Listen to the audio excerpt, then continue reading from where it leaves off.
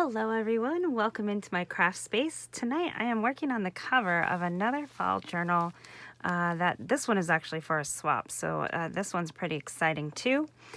This is another journal I've created using a Reader's Digest book, and this will give you just a couple of ideas of how you can do another type of cover. I like to do mine in the mixed media style, so I've got all these layers things. This is just an idea. This shows you the cover. I love to show off the patterns on these books as much as I can because that's just really part of what makes them unique. This one had a lot of worn edges here along the whole book, so I did just take some embossing ink in a dabber and used my gold embossing powder and just gave it a new finish all the way around the edge. This here is vintage rickrack over some fabric covering the spine there. And we're going to get started. I'm going to use my distress crayons on this lovely chipboard piece. This is by, you could get these from White Rose Crafts. That's where I get mine. And they are Creative Embellishments is the brand. And oh my goodness, there's so many different ones. And I absolutely love them. So if you haven't heard of Creative Embellishments, definitely check them out. They're like laser cut and they're so beautiful. I love working with them. Today we're going to hit them with some distress crayons, and I'm super excited about that. I love this color, the Bubbling Cauldron. And what's this one? This one is Tree Lot. Now these are the distress crayons that are pearlescent. So they are the holiday ones. That's mostly what I have in my collection. So we're going to have a little play here. I'm going to make some in green and some with some yellows and oranges. And we're just going to have some fun making these leaves pop. And this will be one of the focal points on the cover of the journal here. And then I'll show you how we're going to put it all together. So your distress crayons, this one is Harvest Moon. I absolutely love it. You just rub them on however you want. And we're just going to kind of mix the colors around here a little bit. I don't know why I have these ones in the packages and not the other ones. I think those are my new ones. I just haven't really played with them much yet, so this is a good opportunity. And I'm just kind of randomly mixing the colors around. I do want to go in with quite a bit of green because it looks like it has some like this is the, I think it's like the leaved trim. Like this would be the grass or the maybe the branch or whatever is kind of wrapping it up here. So you can make this whatever color you want. You can definitely do this with distress inks and any of those other distress products that you might have and love. I know I have many and love them, so I am having fun using these crayons today though. Let's see, we're just going to put them in here, just kind of randomly mix the colors in. Try and get a good coating on our chipboard. Now don't be worried if you maybe don't like the outcome or whatever. You can always flip it over and have another go. Or you can, use white gesso or something and paint over it and try again. Paper layers. I always hear people afraid to try things because they're afraid they're going to ruin something that they maybe only have one of or what have you. And that's just not the case. Everything layers. Let's use some of this one. What is this one? Decayed. I love the names of these. Good job, Tim. These are awesome. All right. As if he cares if I approve. That's all right. We'll pretend that he does. Okay, we're just going to mix these colors around. And then we're going to blend them all in. And what's cool about these is when you blend these with your finger, it just wipes right off. You don't have any stains like you do with your inks and so forth. So we're just going to start blending them in with our finger here. Now you can use a blending tool if you'd like to. I'm going to try to be as delicate as I can and maybe even use a little bit of water because these chipboard pieces are a little bit fragile. See, I suppose we could use a brush. There we go. It's starting to blend right here. We'll just keep kind of rubbing it in. I just kind of wanted to get a mix of colors, and then these holiday crayons have a shimmer to them because they have the pearlescent pigment. So it's not really glitter or sparkle, but it is a shimmer, and I love that shimmer. So I just want to try to get them to blend a little bit and make a little bit of some fall colors here. feel like I need a blending tool, like a makeup blending tool. Maybe I just need some more water. There we go. That was the ticket. Just add a little water when in doubt.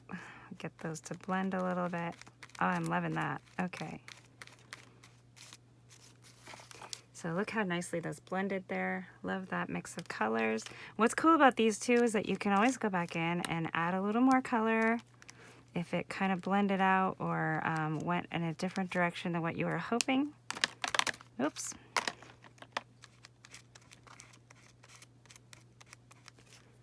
So that is super fun. Delicate little piece there. Try and get this one a little more blended. All right, keep twirling it around, and we'll just keep going, blending it all in.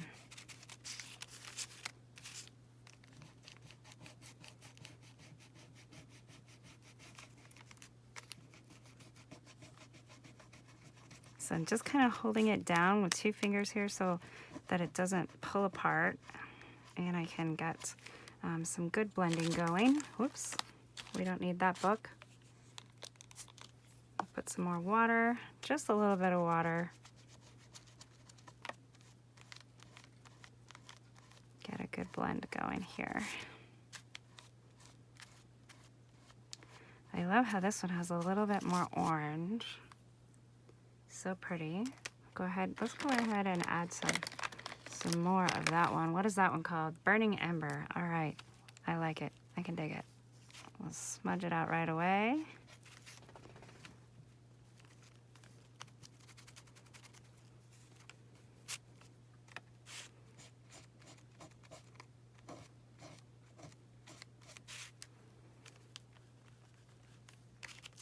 This almost could look like a pumpkin if you wanted to color it in an orange color. That would be really pretty.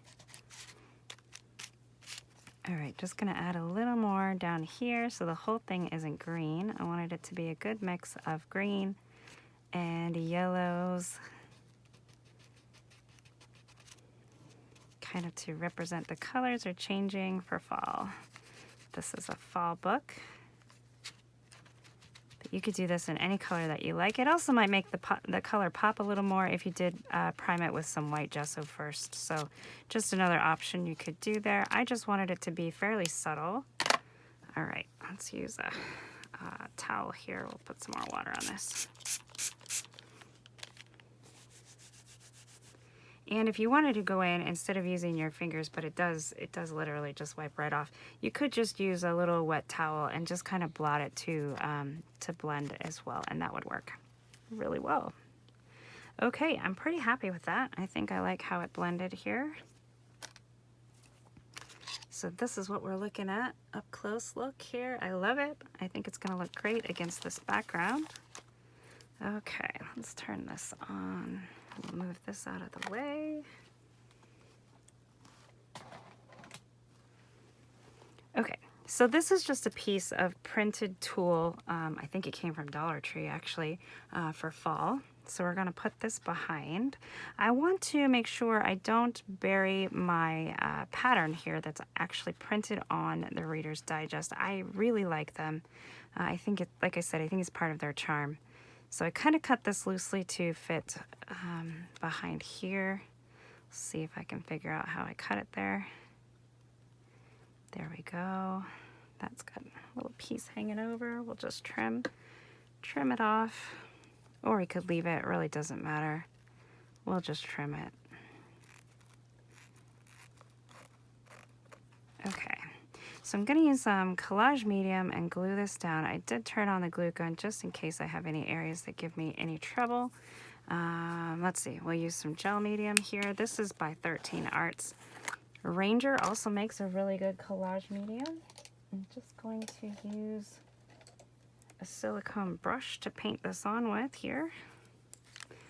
You can use anything you like. Mod Podge would be good. You could probably even get away with using some tacky glue if it's clear. You do want something that's going to be a little more stout and holding this because it's going to be on the cover. So we're just going to paint a thin layer here and try and stick this down. It does get quite sticky, so be ready.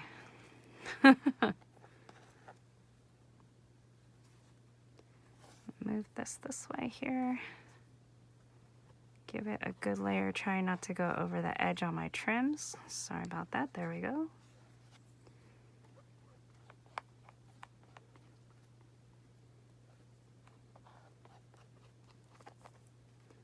Put this down, and we do have a few minutes to rearrange things, so let's just make sure it's in the position that I want it in.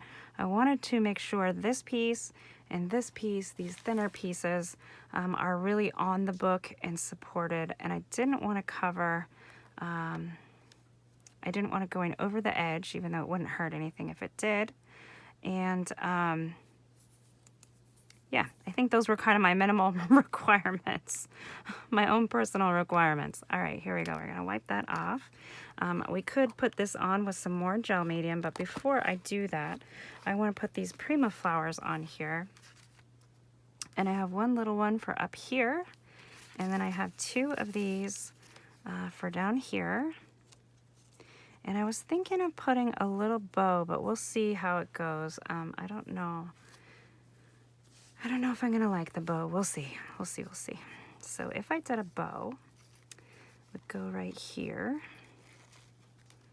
And I've already got it cut, so we'll just see what it looks like. We'll just try it. Why not? I know some of you are out there going, no bow, and some of you are saying yes to a bow. I don't know. I guess you'll have to tell me down in the comments if you like the bow or don't like the bow. We'll see how it winds up.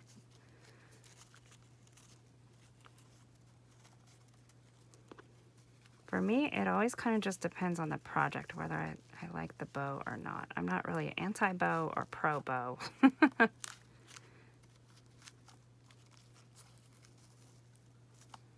Let's see, I wanted this back this way.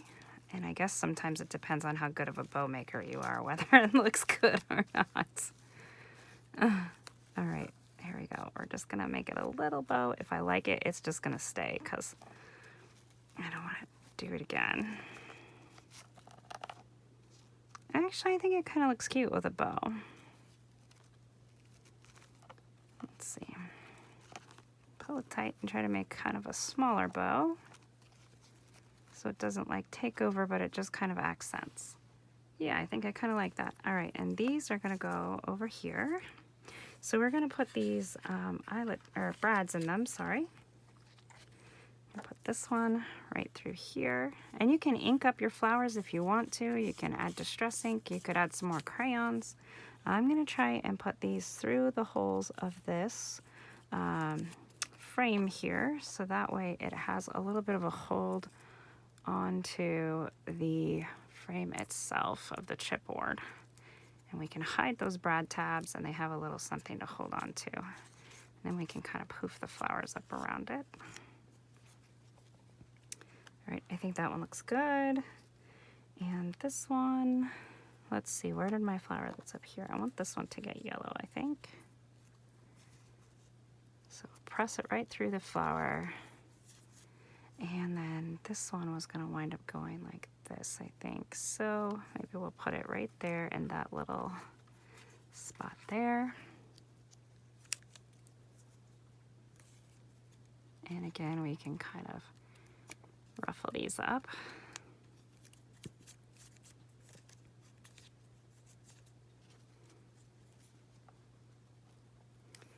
Okay, I do want to make sure that piece stays right on the book so it doesn't break off. And I want to make sure I'm on the book all the way with the frame. It's going to overlap over here just a little bit, and I'm okay with that. This one is going to get this brad here.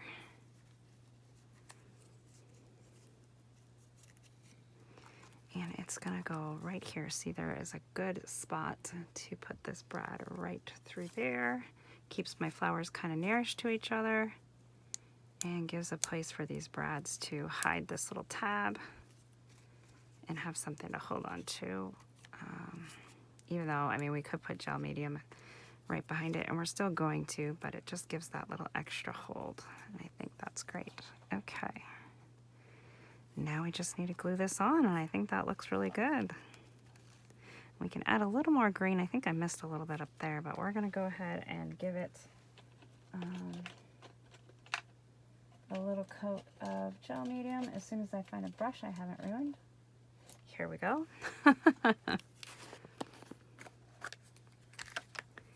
So we'll just use this and paint all around. I want to get really good into all these little spots here, and it will dry clear. Now sometimes I wait to the end to work on my cover because I'm going to be opening and closing the book while I'm working on it, and I don't want this stuff to, you know, have so much extra wear on it before it even gets out the door for the book. But you know, sometimes you just get excited to do the cover of a book, and that is, if that's when inspiration hits you, then go for it. There is no right or wrong way or correct order to work on a junk journal. You just kind of do what you need to do. Sometimes practicality doesn't even come into account. Okay. Gonna make sure I get a lot of gel medium on these little pieces. I want them really good and glued down. I'm gonna go around those brads so that they get good and glued down as well, right onto this frame. I love working with these chipboard frames. I've always loved chipboard and grunge board. I think it's so fun, such a fun texture and medium to work with. Adds just a little bit of dimension without making it too thick to work with. Now these, in between these little lines, I don't want to leave big globs of gel medium.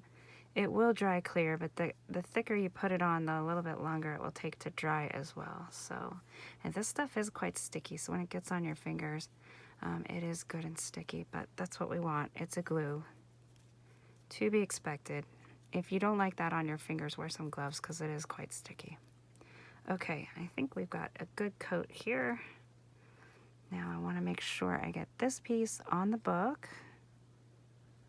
You could use Fabri-Tac here, that would glue it just fine.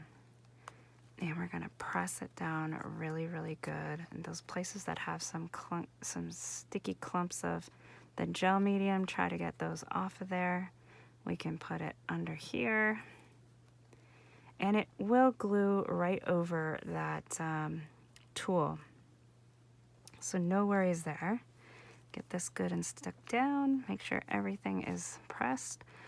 It might even be good just to hold it for a few minutes and let it get a good connection, since it is a couple different layers. Now you can do the cover very first thing before you have any pages in there, and then it could lay flat. That might be the easier way. But then, like I said, you're going to be fighting those, fighting the bulk as you work on the book. So again, no right or wrong way. Just do what feels right, or whenever inspiration hits you, do the cover. Some people wait till the very end to see what the book kind of tells them to do. I don't know. I just kind of do it when I feel ready. Put some more under here. These are really thin pieces. I want them to get a good connection, good and glued down. All right, I'm all sticky. And I think I need a little work on that bow, but I do like this. I think it's good. I hope my swap buddy will like it. This journal is being made for a swap. I'll wipe this sticky stuff off my hands, and then I'll hold it up and you guys can take a look. I think I do want to add just a little bit more of some green. Whoops, I dropped one. Some green right up here. This one doesn't look like it got a whole lot there. I'll just add some green and smudge. Okay, I think that's good.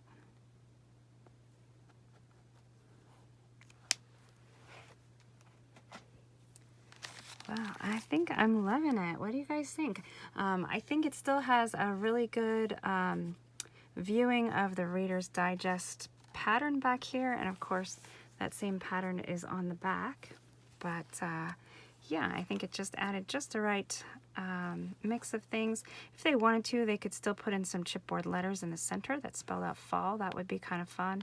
Or maybe even put the year, depending on what they plan to use it for. But I'll leave that up to my swap partner. I don't like to put those kinds of things, because if you put the year and maybe they're not getting around to it until next year, or maybe they wanted to work on it for last year, then it's kind of a bummer. So when I'm making a journal for someone else or to sell, I try to leave those things out unless if they've personally asked me to customize it one way or another.